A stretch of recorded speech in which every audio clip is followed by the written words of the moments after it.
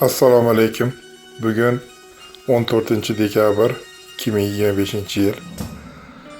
Issiqxonamiz ichidagi holatlar, Qulpinoy, Italiya sorti, Alba. Bugungi qiladigan ishimiz portishkalarni bekitish. Portishkalar yozda ochilgan, hali bekitganimiz yo'q edi. Havo sovugani yo'q edi uncha. Teplitsachi issiqligi uchun endi bekityapmiz mana. Shamolda portishkalarimiz ochilib ketgan.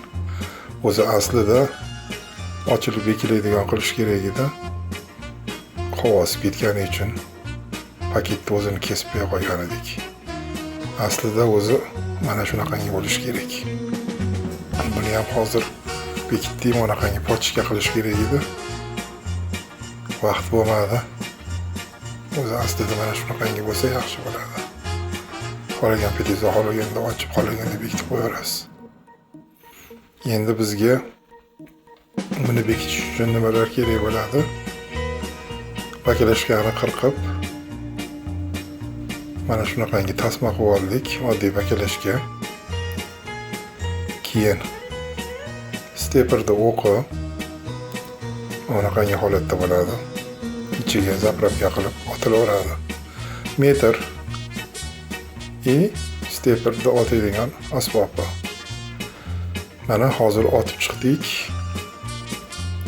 Qalay chiqdi, yaxshimi? Mana shunday qilib bekitib chiqyapmiz hammasini. Yozda ochgan edik.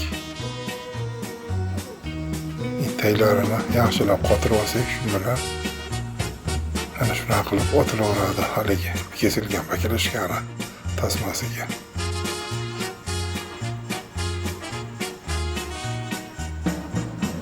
Endi shamol kirmaydi, havo kirmaydi, bekildi. Faqat haligi ko'rsatgan portishkalar ochiladi xolos. Oshig'i bor.